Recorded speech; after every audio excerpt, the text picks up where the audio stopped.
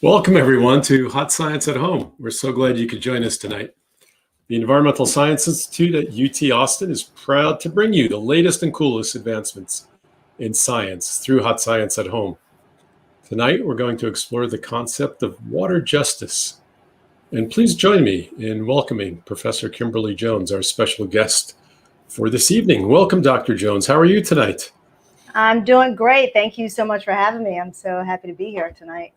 Great to have you. Let me give you guys a little bit of background. Dr. Kimberly Jones is a professor of civil and environmental engineering at Howard University, where she's chair of her department and associate dean for research of her college. She has served on the Science Advisory Board to the U.S. Environmental Protection Agency.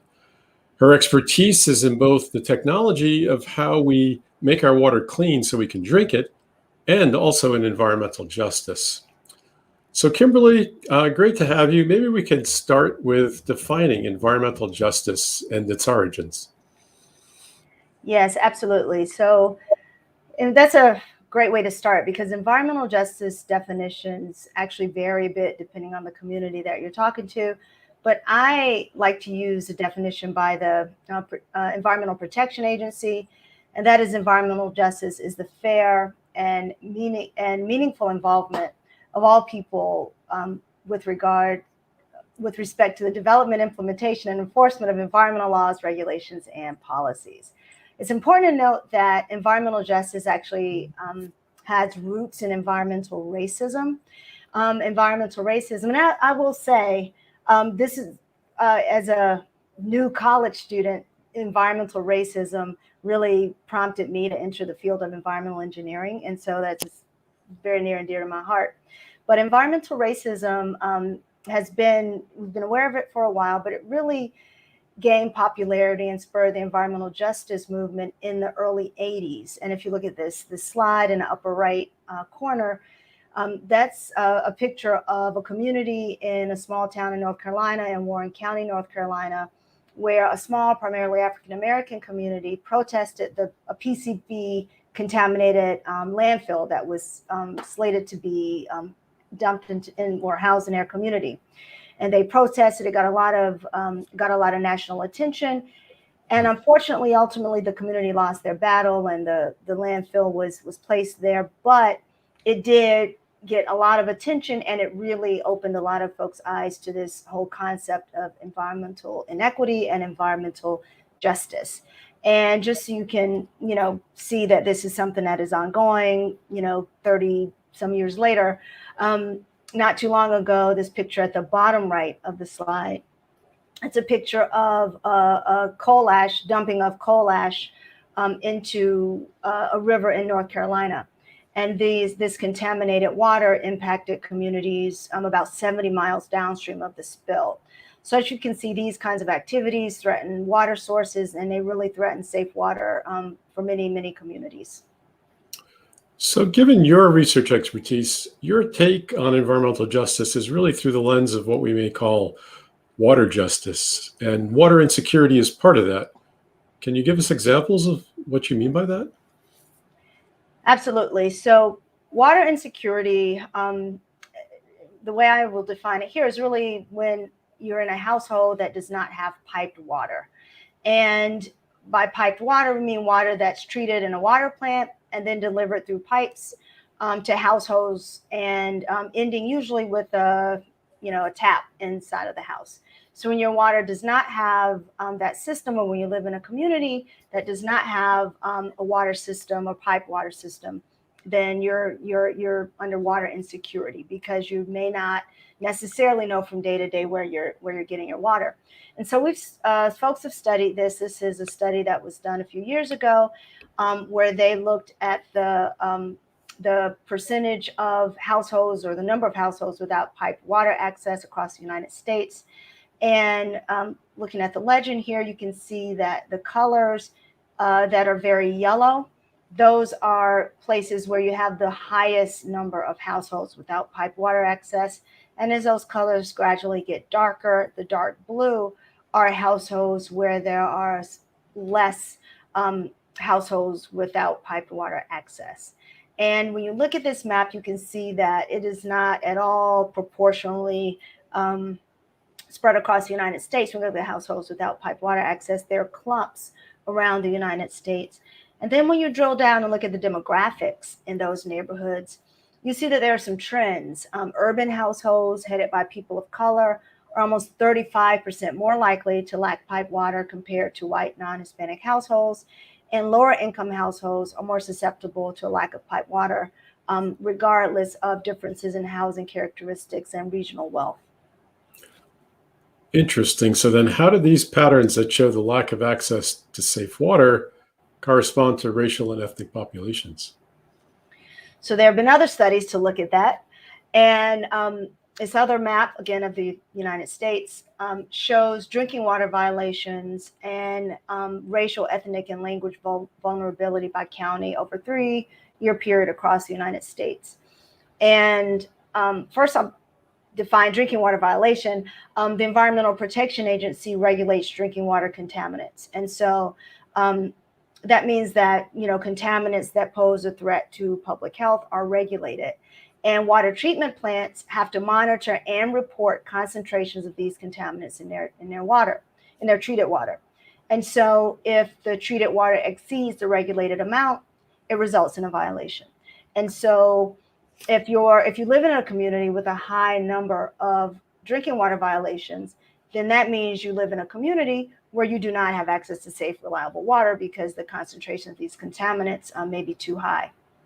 And so looking at the right side of this slide, we can see just what the colors mean. If the color is white, that means it's a lower number of drinking water regulations and a smaller percentage of populations of color. As you move to the right, and it gets darker blue, to the right of that legend, it gets darker blue, and that's where you have an increasing percentage of, or increasing populations of color. And then on the left, as you go up, increasingly orange, those are increasing numbers of drinking water violations. So when you put those high number of drinking water violations and a high number of populations of color, you get this very dark blue color.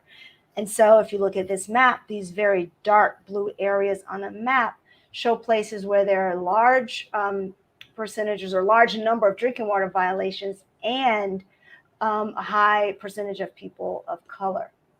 And when you look at this, what you find is that that race, ethnicity, and language have a very strong relationship to slow and inadequate enforcement of the Safe Drinking Water Act, or higher violations. And that means that water systems that serve these communities, many of them communities of color, are very marginalized and more likely to be in violation of the law and stay in violation for longer periods of time. Okay, so all of these dark blue areas on the map show that this is a big problem. Is it getting better with time now that we recognize it? Another great question.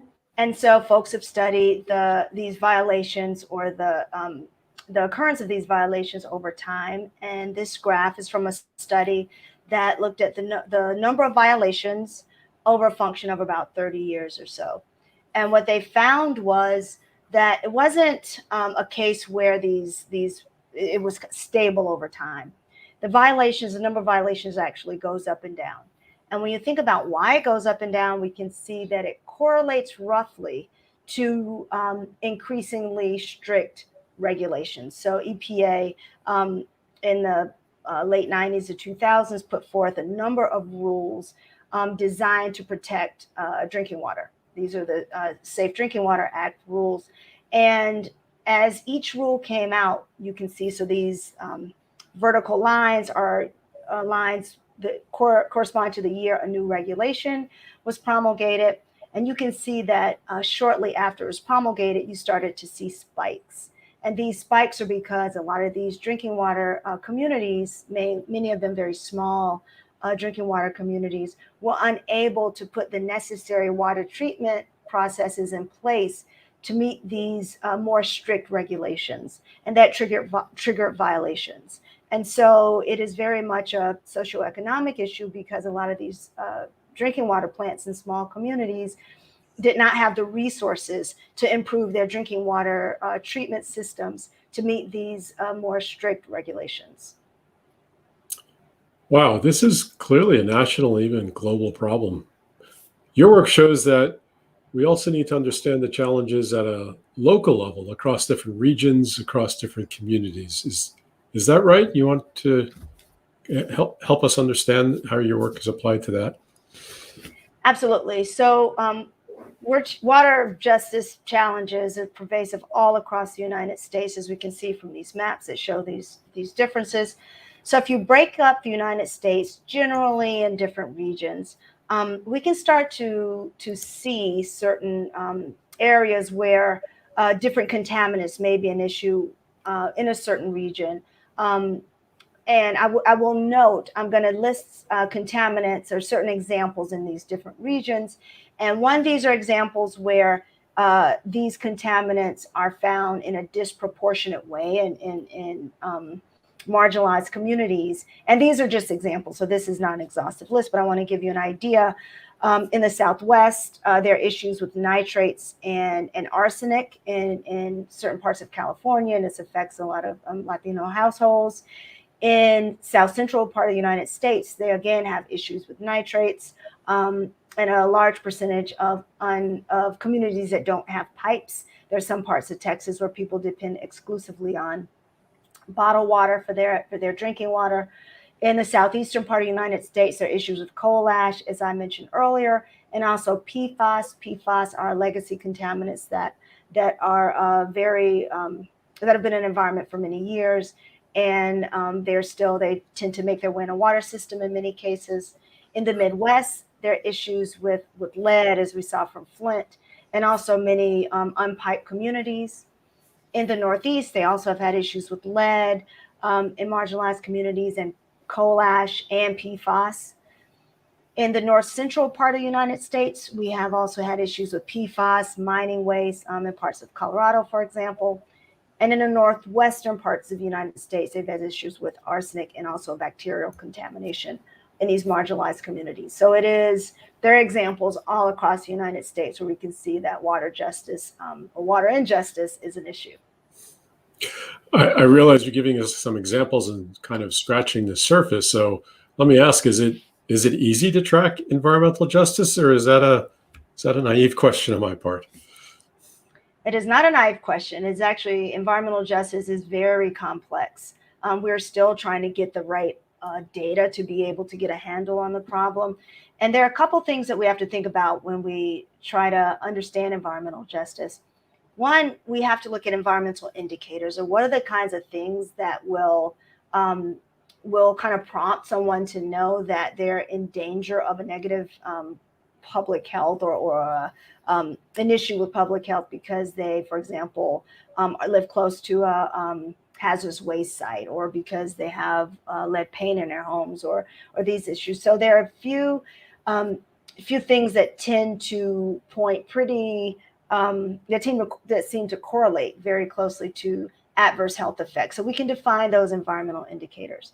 And then when you overlay those environmental indicators with demographic indicators, for example, percentage of minorities in a community, or the education level of a community, or the income level, the likelihood of English being the primary language spoken in a home, also age, community where you have a lot of very young or very old people. Those are demographic indicators that when you overlay those with the environmental indicators, you really get to see a picture, or to get an idea of these environmental inequities across our country. Wow, it really is deep and complex. The United States often sets an example for the free world in how to take on big societal challenges like this. What is our federal government doing about environmental justice? The federal government is aware that this is an issue. They have been aware for a while. In fact, in 1994, President Clinton signed an executive order that's the federal actions to address environmental justice in minority populations and low-income populations. And that was really meant to try to achieve environmental protection for all communities.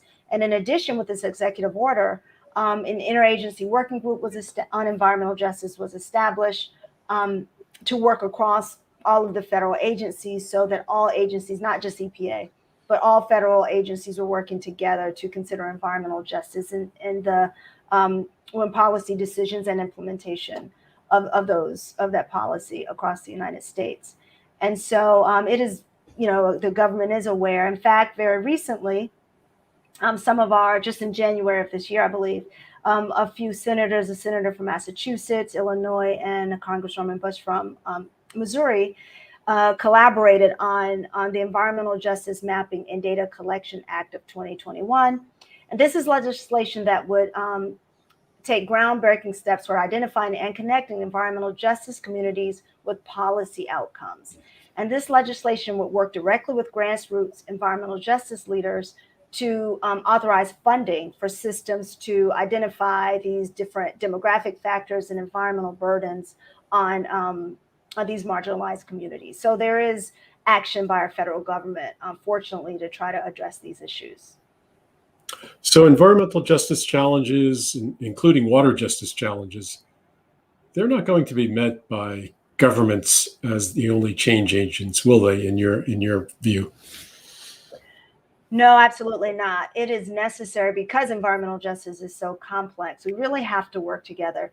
I'm a researcher. I do my research, fundamental scientific research on ways we can have treatment techniques to remove some of these contaminants from water. You have other scientists and engineers who work and do research to try to identify these contaminants, try to get a better idea on the public health impact of these contaminants, the exposure in our environment. But we can't work in a bubble. We can't work in a vacuum.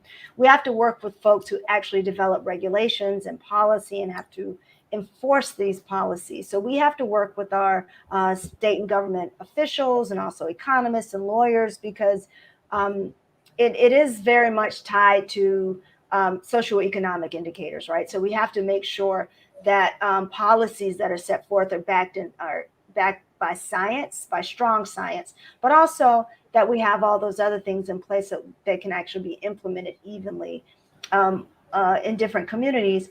And I think one of the most important things that we can do is work hand in hand with stakeholders. And these are the folks in the community. So these are community leaders, they're business owners, they're advocacy groups. These are people in the community, the boots on the ground folks who have a very good idea of what some of the negative impacts of these environmental contamination in their community.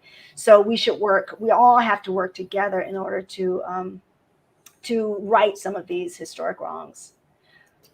Well, thank you, Kimberly. This is clearly a very complex, challenging issue, and I appreciate how you've brought out some of the real salient points that we're going to have to address if we're going to make headway on this. So really appreciate that. Are you ready for some questions from our audience? Absolutely. I want to give 3 quick examples, actually, before I do that. Which please go ahead. I want to talk about collaboration, but I want to kind of show some examples or call out some folks who are doing it. And this, again, is not exhaustive, but the Environmental Protection Agency has this organization called Urban Waters. And in that case, they partner with 2 organizations, Groundwork USA and River Network, to establish a framework to really work with these grassroots organizations across the United States on issues around urban water. In New Jersey, the governor signed an executive order to advance environmental justice across the state government. And in Baltimore, there's an organization called Biohabitats, which is a collaboration at the county and city level to really ensure that environmental justice indicators are taken into consideration during major planning efforts. So I wanted to give examples kind of on a federal, state, and more local level of environmental justice collaboration at work. Excellent. Thanks for that wrap up. Shall we go to the questions? Absolutely. Wow, there are tons of great questions, and we'll try to get to as many of them as possible. So please be patient with us. So first question comes from Nathaniel Loya, and he asks, would the water crisis in Flint, Michigan be considered a modern day form of environmental racism? Why or why not? Yes. The issue in Flint was it was another issue. I avoided highlighting the issue in Flint just because I think so many of us heard about it. It got a lot of attention, rightfully Right. so. But yes, that is absolutely an environmental justice issue. It's also an issue where the community, fortunately, brought this issue. They were very persistent in complaining about their water quality, and finally, because of their persistence, this kind of rose to our attention, and we all heard about it. But absolutely, I would consider this, and because a lot of the communities that were affected by this were marginalized communities because of where the Flint water treatment plant is located. Just because a lot of the very specifics about what happened in Flint. Absolutely, I would say it is an environmental justice issue. Great, thanks. The next question, I guess there's a couple of related questions here. They come from both X-Curry and Gautam Bhaskar. Why is it that some areas have more households without water access than others? And the sort of correlated question is, someone notes that in the Northeast region, there seem to be more households without piped, treated regular water access. I guess sort of a general question about what's causing the variability across the country in terms of the extent of these problems. Those are great questions. And it's one reason is because if you live in a more rural area, you're less likely to be served by a community water system or a treated or piped water system. And so sometimes the communities are just very small, and smaller communities, as I said, they sometimes use wells, have historically used wells, but in some cases the wells have become contaminated. I think I gave an example of a small town in Texas where that was the case, where for years they were dependent on wells for their drinking water, but the wells were contaminated, or the water quantity diminishes to the point where they can no longer use the wells for their drinking water source. And so in those cases, you're dependent on a well, the aquifer is can no longer be used, and so you're not connected to a piped water system. And so all of a sudden you have water insecurity, and you have to depend on bottled water to get your drinking water. Right on. Next question comes from McEgg. What policies are being worked on right now to help with these issues? Would you say politicians are beginning to focus more on this? I do think so. There are specific examples of, and I gave a couple in the talk, and there are more, where this whole idea of environmental justice, and not just, it's not just empty talk. They're actually coming up with legislation to ensure that environmental justice considerations are front and center for new policies. But I think one tricky part of that is really understanding environmental justice, what I talked about. How do you define, how do you know those neighborhoods, or how do you know those communities that will be negatively impacted when you're about to put forth a policy? Sometimes we only understand after the fact, when we see that there are these, community where you have a high percentage of children with asthma, for example, then you go backtrack and say, oh, it's because of this issue. So one good thing that's happening, a lot of politicians are understanding that you have to consider those things up front. You have to understand the likelihood, or you have to understand the impact of your decisions on a community before you start implementing these regulations. Okay, thanks, McEgg, for that question. The next question comes from Lynn Nguyen, who asks, what are some of the most prominent and effective uprisings concerning water justice? Did their locations correlate to the areas that have the most drinking violations? That is a great question, and I will say, I'm going to answer. I don't know I've never looked at it in that way. So unfortunately, I don't know the direct answer, but I will say some of the most prominent and effective uprisings. I would say some of the more, I think it's effective when people hear you, when you have a voice, when a community has a voice, and the community's voice leads to action. And so I would say what happened in Flint is an example of an effective uprising, if you want to call it that. But they really, as I said before, were persistent in making their voices heard about their water quality. They're in New Jersey again, the residents. I think now with social media, it's a little bit easier, I think, to kind of get people together and bring attention to these issues when you see them as kind of a see something, say something in some cases. But I don't know if those locations correlate to the always to the areas that had the most drinking water violations, because a lot of those areas are in very small communities. And in many cases, I'm not sure if that community had an uprising per se, but they do, in some cases, rally and try to, make sure people are aware of the injustice in their community.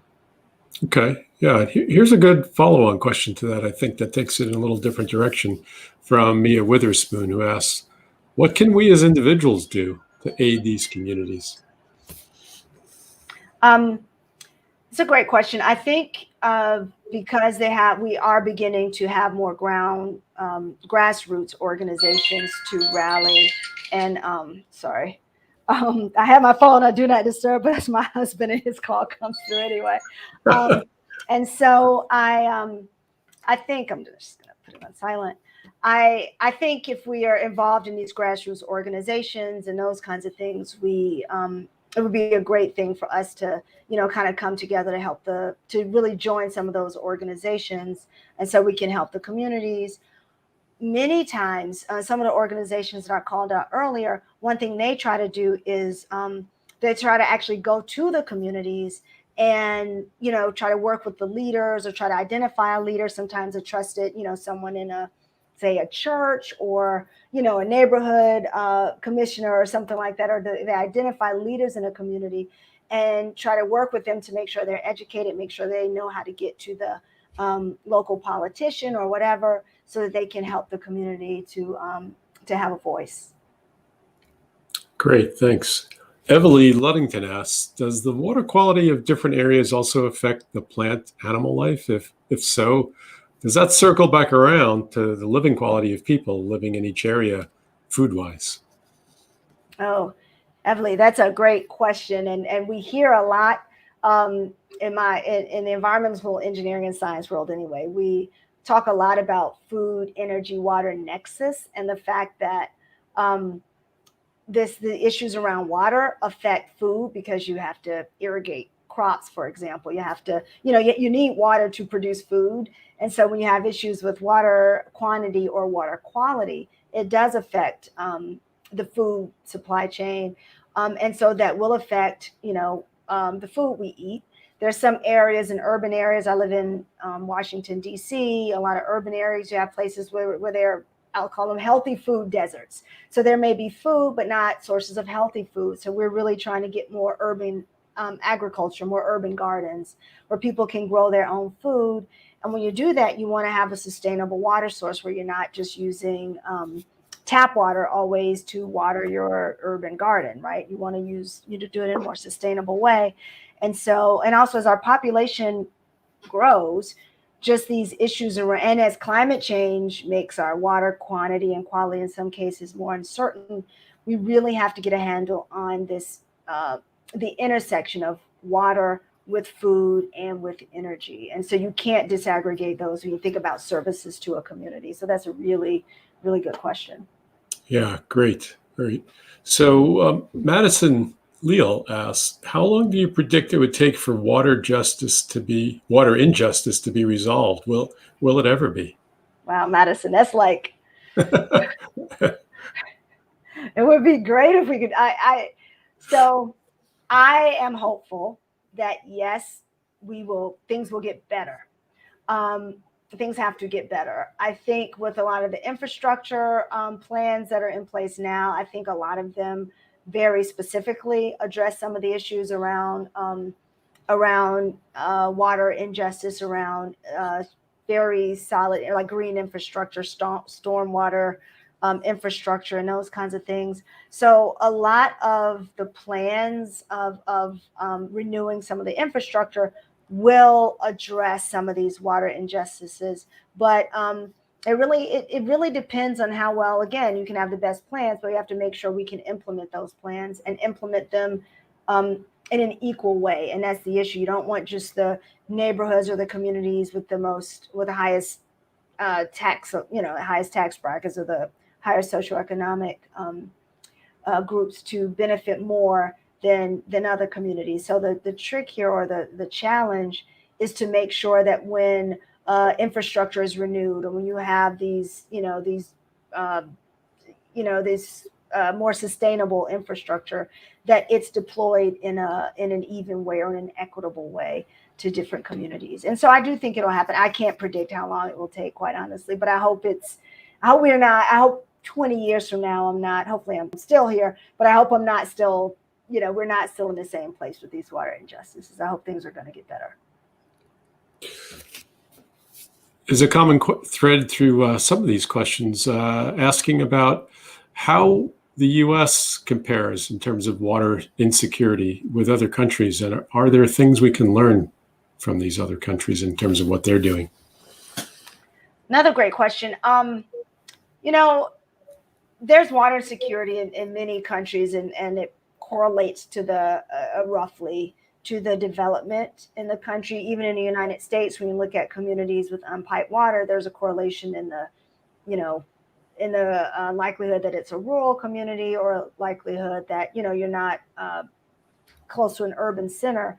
In other countries, you have similar correlations. You have a lot of places that just, again, they're dealing with, or they're dependent on well water, or, in some cases they're dealing with surface water, but it's untreated, which is still water insecure. And so I think in some ways we can learn from other countries. I know that when you look at, for example, you probably heard it in South Africa a few years ago, they almost ran out of water. There was a day zero where it was predicted they would actually run out of water. And they didn't. They got dangerously close. They didn't actually run out of water. But at the closer they got, they actually started to say, hey, this is real. We really have to think about how we use water. We really have to think about water reuse, and, kind of doing some things differently. So I think similarly in our country, we do, and we are talking about, these conversations are happening about water reuse, about they call them purple pipes when you build a new building, and instead of just having your shower water and water you wash your hands with go down the same pipe as the water that you flush the toilet waste, they're thinking about reusing some of that water so that you can maybe water your plants with it, or maybe flush your toilet with reuse water. And those kinds of things we are beginning to really think about more, and it's being implemented in some water treatment plants, and even in our country. I think education is key, because we really have to make sure people are aware. A lot of times when you think about water reuse, people say, oh, I don't want reused water. I don't, So I think a lot of it is education, making sure that we're educating these communities so they really understand what the issues are. Yeah, right on. John Percy asks, how might Biden's infrastructure plans help this problem? As I mentioned before, there are good, very robust infrastructure plans. Infrastructure, I think, is broadly, so it's transportation. It's not just infrastructure dealing with the environment, but it does include some very important infrastructure plans that, as I said, if it goes through and if it's implemented, I think it'll be very helpful. The key is to make sure that as the infrastructure plans are implemented, that these environmental justice concerns are effectively overlaid, so that these other communities have a seat at the table when these plans are being rolled out. Because we can't do business as usual, which is, you have the policymakers at the table, you have you don't necessarily always have the community representatives at the table when some of these plans are being implemented. And so hopefully, and we've heard talk of it, and it looks like that will happen to a greater extent than it did in the past. But I think I am hopeful that if these communities are at the table, and if these things are done in partnership with these communities, and it will help the problem. Great, thanks. Jumana asks, you mentioned that stakeholders can combat environmental injustice. However, many people who come to improve communities, improve in quotes, lead to gentrification and displacement. How can we make sure to avoid this? We're getting some high-level questions here. These are great questions. Yeah, I think you're right. Gentrification often is a loaded term, because when you start seeing gentrification and when you start to see these massive changes, a lot of times as gentrification occurs, there's not enough attention on the effect on certain neighborhoods. You widen a freeway because you're building, a neighborhood is gentrifying, so you want it to be easier for people to get in and out. But you don't always think about the neighborhoods and the effect it has on the neighborhoods that have to, where people have to leave their homes because, their home happens to be in the way of this new interstate or highway that they are building. And so you ask, how can we make sure to avoid this? And again, I don't want to sound like a broken record, but I think one thing is you do have to make sure, you have to make sure that folks who are in charge of the implementation of this, whatever solution is going to put in place, they do consider environmental justice, which is why the legislation that I mentioned earlier, that kind of legislation has happened in different states. I gave an example, but it's happened in other places too, where what they're trying to do is to have an actual, to have it mandated that when gentrification happens, or when there's a plan to expand a neighborhood or build build something new, that it's done very much in an equitable way, and it's done very much in collaboration with people who live in the communities that are affected. And I think that is, a lot of people say in the past have said they wanted to do that, but I think now more and more we're figuring out what are the best practices. You don't want to just talk at a community. You want to create a situation where there's a healthy exchange of ideas, and you're actually listening to the community and not just going and telling the community, here's what's about to happen, where you actually hear from them what they would like to happen and how you can work together to really make this a success. Right. Following up on that, Sophia asks, what grassroots movements or advocacy groups do you recommend joining so that more individuals can help with the water justice movement? I think it really depends on where you live. There are a lot of great local grassroots organizations that you can be involved with. And so I would say, and Sophia, I don't know where you live exactly, but if you want to follow up with me and let me know where you are, I'm happy to try to connect you. But you can find these. There are a lot of, it's been a proliferation of some of these organizations lately as we become more aware of environmental justice and really what the impact has been on communities. And some of them are supported by local governments also. And so there are a lot more of these organizations that you can really be a part of to help bring about change. Excellent. So, Kimberly, I would say in scanning through all these questions, probably the most common one is, what one thing could one individual do that will help? And maybe this individual, to help refine it a little bit, say is a student at the University of Texas or a student at Howard University. What could an individual as a student, what can they do to make a difference here? As a student, I think students are our most important, the most important part of all of this, because you represent the future, you represent where we're going in this. And I think the most important thing to do is to educate yourself and get involved. Really figure out where you best fit. Where can you place your talents to help combat this issue, and to just, like I said, be educated. I decided to be an environmental engineer. I happened to have an internship at one summer, my sophomore year of college, and I wanted to be a structural engineer. I said, I want to design bridges. And that summer I happened to talk to someone at the company, and he told me about environmental racism. And I thought, wow, I want to really, I want to have a career that has an impact. And I want to have a career where actually I can help people. And structural engineers are very helpful, and it's a great career.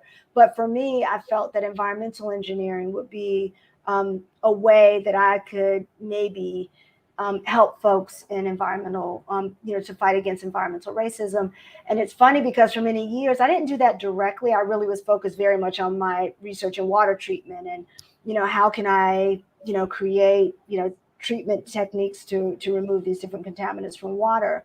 And it's only recently I've been able to moved to really think more about environmental justice. And some of that, had to do with some of the policy work I did. I've done it maybe in the last 15 or so years. That's really sparked my interest in environmental justice. So as a student, you can really figure out, how you can make a difference. You're at a great point in your life where you can now say, how can I, and whether you want to be a lawyer, doctor, whatever, there's a way you can make a difference, and a way you can try to make this problem better.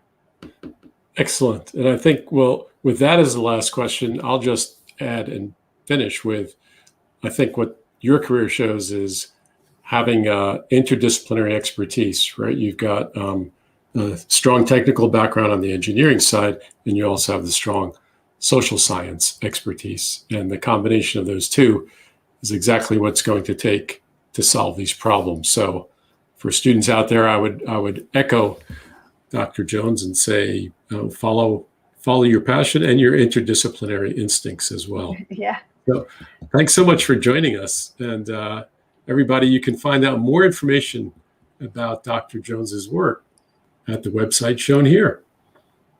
All right. Thanks so much, everybody. Have a wonderful evening and a great weekend. Until next time. Thank you, Dr. Jones.